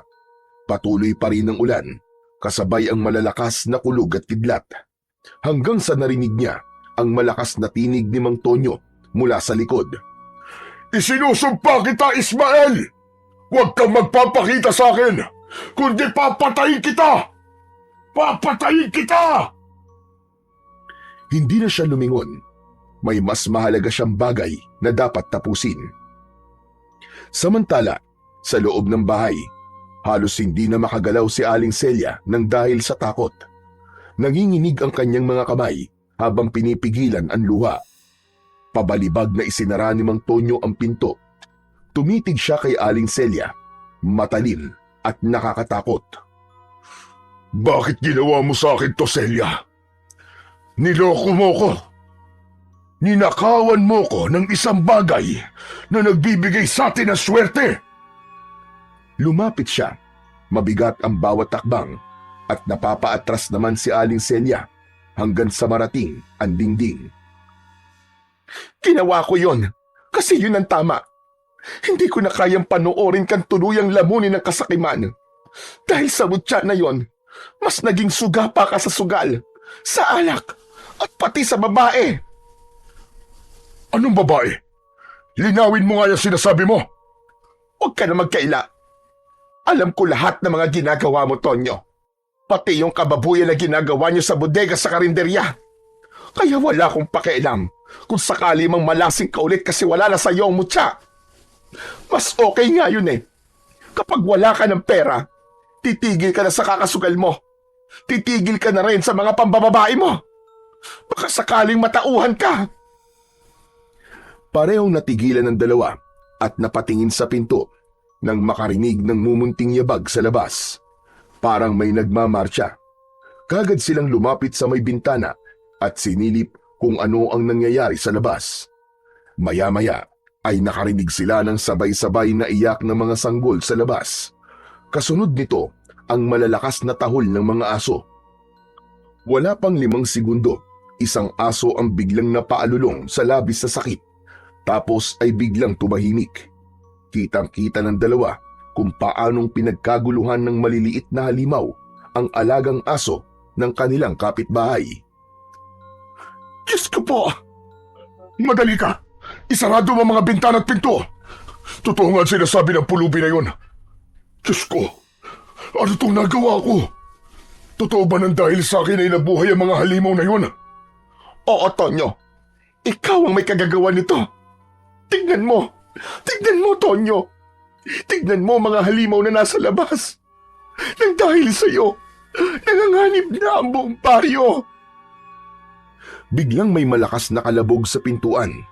Parang may maliliit na katawan na pilit na umaakyat at kumakalmot sa dingding ng kanilang bahay. Kinakalampag din ng mga ito ang kanilang bubong. Umiyak ang kanilang anak nang marinig ang nakakatakot na ingay na yon. Lumabas ito ng silid at niyakap ang kanyang ina. Huwag kayong maingay. Sisiguraduhin kong walang masamang mangyayari sa atin ngayong gabi. Diyan lang kayo at kukunin ko lang ang itak ko para kahit papano ay may panlaban tayo kung sakali mang makapasok sila. Matapos kunin ang itak sa kusina, siniguro na din ng lalaki na nakasara at nakakandado ang mga bintana at pinto ng kanilang bahay. Maya-maya pa ay tumigil din ang ingay. Samantala, Habang papalayo naman si Ismael sa baryo, wala itong kaalam-alam na nagsimula ng magkalat ng lagim ang mga halimaw. Napakapit siya sa kwintas na nasa kanyang palad. Ramdam niyang nag-iinit ito at parang may sariling buhay at pakiramdam. Gayunpaman ay hindi niya ito binitiwan. Naglakad siya ng mabilis. Kahit madilim ang paligid, ay tinuntun niya ang gubat kung saan sila huling nagkita ng matandang baliw. Ngayong buhay na ang ulog at ang mga kampo nito, alam niyang ang matandang lalaki lang ang maaaring makatulong sa kanila dahil ito lang ang nakakaalam kung paano gamitin ang mutya at kung paano matatalo ang mga halimaw. Ngunit pagdating niya doon, hindi niya nakita ang matanda. Nakailang tawag na rin siya pero walang sumasagot. At nang tignan niya ang libingan, totoo ngang wala na doon ang nakita niya noong bangkay. Dahil sa matinding pagod, napaupo na lang ang binatilyo at isinandal ang likod sa isang malaking puno. Nakatulog siya nang di namamalayan. Kinabukasan, sa unang pagputok ng araw sa baryo, naunang nagising si Aling Celia. Gaya ng nakasanayan niya, lumabas siya ng bahay para magwalis. Medyo nakakaramdam pa siya ng takot, pero dahil sumikat na ang araw, alam niyang ligtas na ang paligid sa oras na yon at wala nang banta ng aswang o anumang nilalang ng dilim.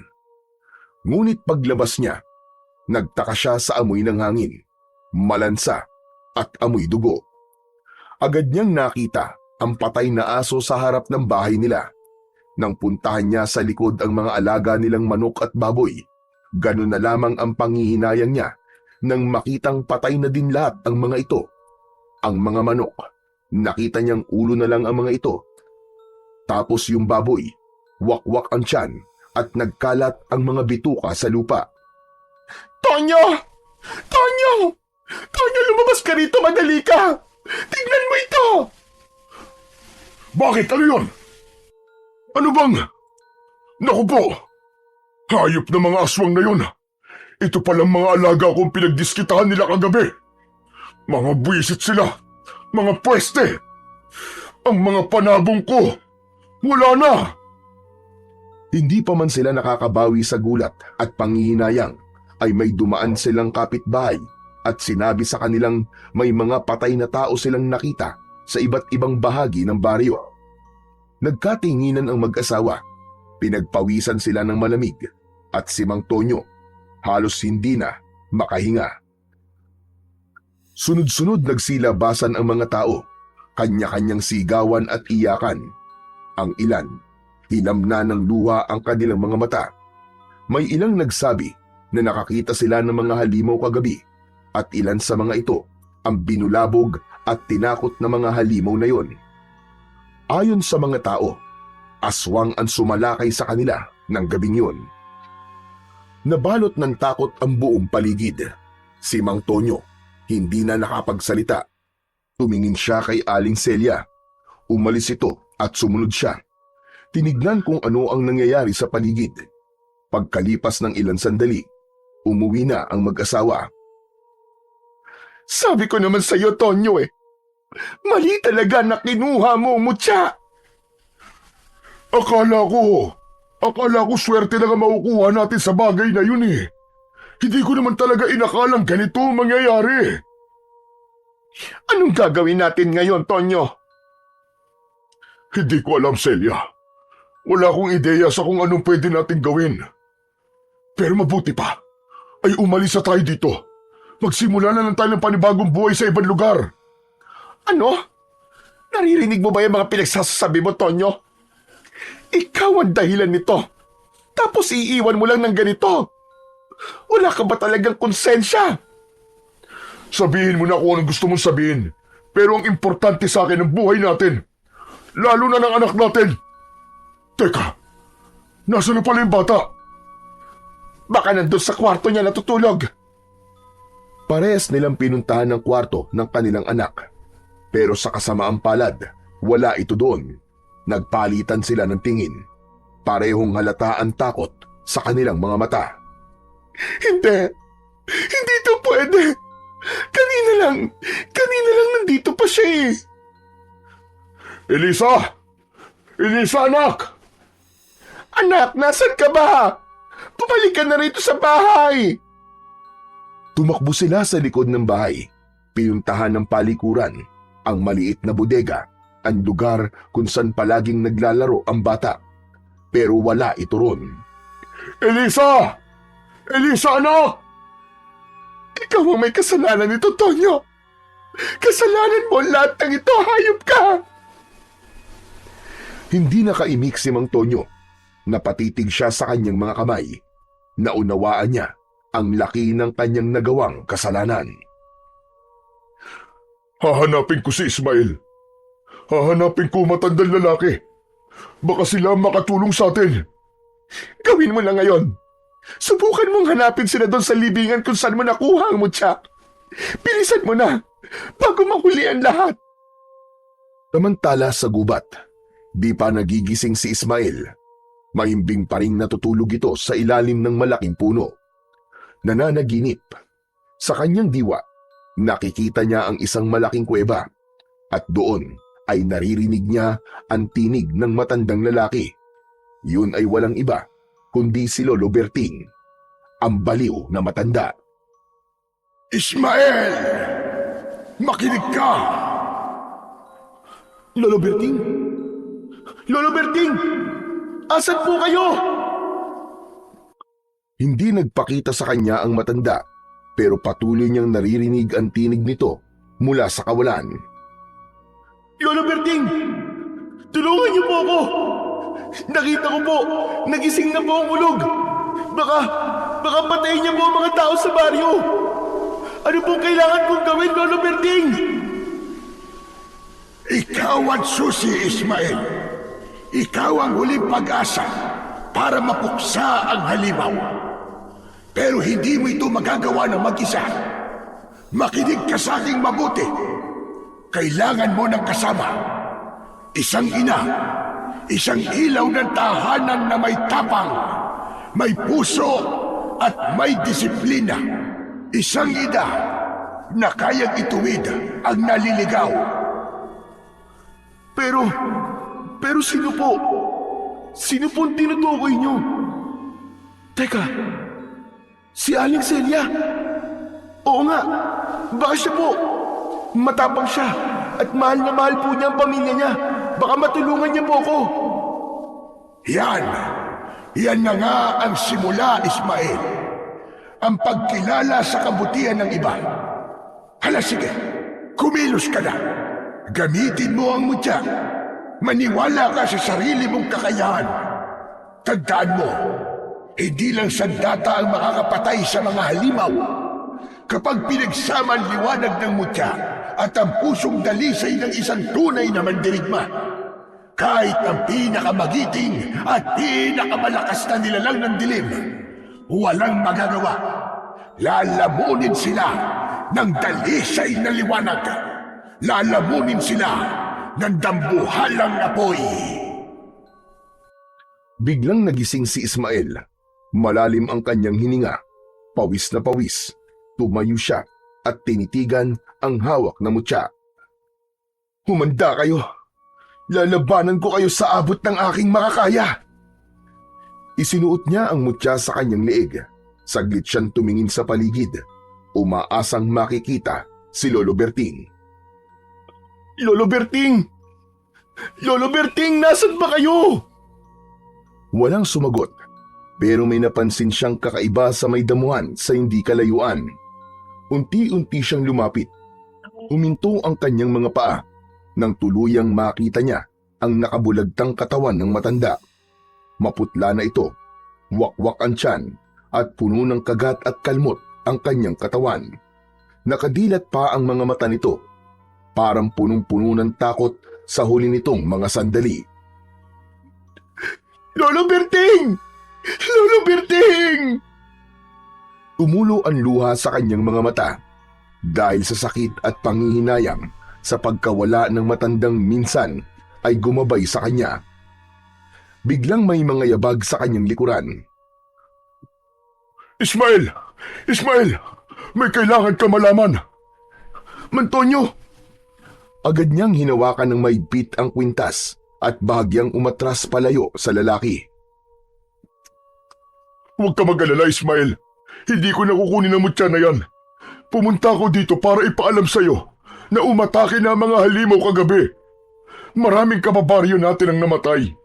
At ang anak ko nawawala siya. Nawawala si Elisa.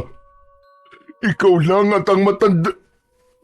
Bigla itong natigilan nang makitang patay na ang matandang lalaki. Hindi. Ano nangyari? Sino ang tutulong sa atin ngayon para mapuksa ang mga halimaw na yun? Tayo po, Mantonyo. Tayo po magtutulungan para mawala ng mga salot na yon. Kailangan na po nating magbadali. Kailangan nating bumuo ng isang magandang plano kasama ang iba nating mga kababaryo. Kung handa tayo sa laban, matitiyak kung may pag-asa tayong manalo. Asahan mo ang tulong ko, Ismael. At ako na ang bahalang magkumbinsi sa mga kababaryo natin. Basta ipangako mo sa akin na hahanapin natin si Elisa pagkatapos ng laban na to. Ipinapangako ko po, Mantonyo. Hahanapin po natin si Elisa. Lumakad na ang dalawa at umuwi na sa baryo. Kaagad na nakipag-ugnayan si Mang Tonyo sa mga namumuno sa barangay. Nagpatawag naman ang kapitan ng agarang pagpupulong kasama ang lahat ng mga tanod at ibang kalalakihan ng baryo. Kinagabihan, ramdam na ramdam ng lahat ang tensyon. Mula sa di kalayuan, naririnig na nila ang iyak ng mga sanggol. Biglang lumakas ang hangin. Pumatak ang ulan. Biglang umalingasaw ang masangsang na amoy. Parang may halong dugo. Narinig nila ang malakas na singasing ng ulog. Naghintay ang binatilyo sa labas. Ilang sandali pa, narinig na nila ang pagmamarcha ng maliliit na paa. Paparating na ang mga tiyanak. Naghanda si Ismael. Tangan niya sa kanyang kamay ang isang espada na ibinigay sa kanya ng kanilang kapitan. Bagamat hindi masabi kung saan o ano ang pinagmulan ng sandata, naging komportable si Ismael sa pagkakahawak dito. Ilang sandali pa ay nasa harapan na niya ang ulog at ang mga tiyanak. Ang mga mata nila ay naglalagablab na parang apoy. Suot mo ang mutya! Akala mo ba mapipigilan mo ako? Hindi lang kita pipigilan! Wawasakin pa kita! Sige! Subukan mo! Isa ka lamang paslit sa palingin ko. Mahina kang nilalang! Biglang gumapang palapit ang ulog at sumugod kay Ismael.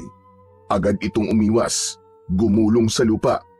Habang iniwasan niya ang pagsalakay ng aswang, parang may naririnig siyang mga bumubulong. May nagsasabi sa kanya kung ano ang kanyang gagawin. Tumayo ang binatilyo at buong tikas na hinarap muli ang aswang na ulog. Kung ano ka man, hindi ka mananalo kasi masama ka. Kailanman, hindi nanalo ang kasamaan laban sa kabutihan. Hinubad niya ang mutya sa kanyang leeg at inilagay ito sa hawakan ng kanyang espada. Itinaas niya ito nang nakaturo sa langit at pagkatapos ay itinutok ito sa aswang na ulog. Mula rito, kumawala ang isang bugso ng liwanag. Tumama ito sa katawan ng aswang. Napasigaw ito sa labis na sakit. Nagsimulang mabulok ang balat nito pero mabilis din itong umatras. Inutusan itong sumugod ang kanyang mga kampon na tiyanak. Tumakbo ang mga ito papalapit kay Ismael. Handang pagpiestahan ang payat na katawan ng binatilyo. Nasaktan siya sa unang bugso ng paglusob. Isang tiyanak ang kaagad na kumagat sa kanyang braso. Isa pa'y humablot sa kanyang damit at kinalmot ang kanyang dibdib. Nanginig siya sa sakit pero nanatili siyang matatag. Hindi niya magawang saktan ng mga maliliit na nilalang dahil yon ang ibinubulong sa kanya ng tinig. Mula sa loob ng kabayan ay lumabas ang mga tao, kabilang na si Aling Celia. May bitbit itong pamalo sa kanyang mga kamay. Hoy! Mga pasaway na bata kayo! Tigilan niyo na yan! Huwag kayong manakit! Umayos kayo! Isa! Dalawa! Tila isang himala naman ang sumunod na nangyari. Binitiwan ng mga tiyanak si Ismael at isa-isang nagsipag-atrasan. Parang mga batang nahuling gumagawa ng kalokohan. Parang mga batang natakot ang mga tiyanak. Yumuko sila at nagsimulang umiyak. Hindi lang dahil sa sigaw ni Aling Celia, kundi dahil may naramdaman silang hindi nila maipaliwanag. Isang takot na may halong lungkot. Mga walang silbi! Mabilis na sumugod ang aswang na ulog, mas mabigat at mas mabilis kaysa kanina.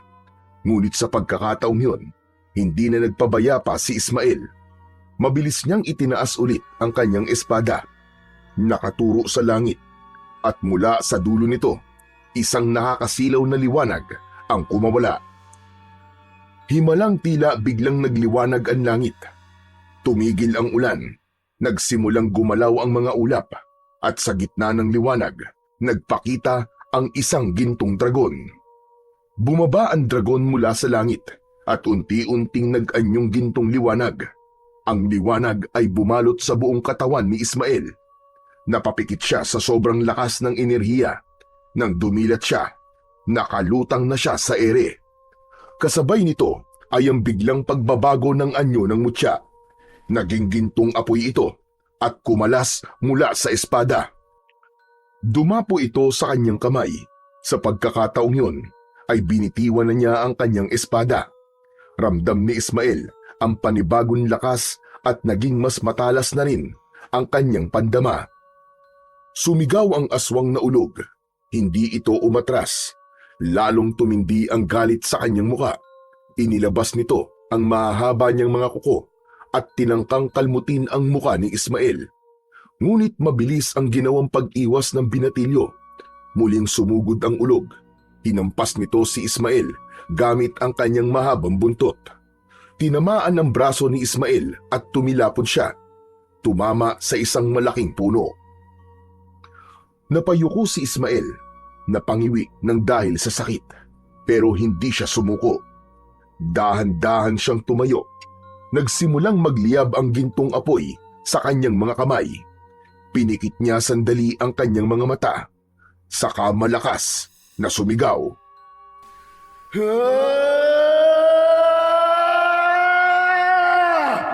Katapusan mo na! Itinapat ni Ismael ang liwanag sa kanyang dibdib. Agad itong pumasok at tila naging bahagi na ng kanyang katawan. Ang kanyang mga mata ay nagliwanag, naging tila 2 bola ng naglalagablab na apoy. Muli siyang lumutang sa ere, balot ng gintong liwanag ang kanyang buong katawan. Sa isang iglap, sinugod niya ang aswang na ulog. Diretso niyang tinumbok ito at sa bawat pulgada ng paglapit niya, lalong lumalakas ang liwanag sa kanyang katawan. Nasisilaw ang lahat, halos hindi nila makita kung ano ang nangyayari sa laban. Samantala, inihanda naman ng binatilyo ang kanyang kamao. Isang malakas na suntok ang binitiwan niya sa dibdib ng aswang na ulog. Isang malakas na sigaw ang binitiwan ng halimaw. At sa huling pagkakataon, natupok ang ulog. Walang natira, kundi abo. Unti-unting nawala ang liwanag sa katawan ni Ismael. Mula sa ulap, muling lumitaw ang gintong dragon. Umikot ito sa ere at dahan-dahang bumaba. Inikutan nito ang mga tiyanak at sa bawat pag-ikot, naglalabas ito ng banayad na ilaw na tumatama sa mga nilalang. Isa-isang nagbago ang kanilang mga anyo.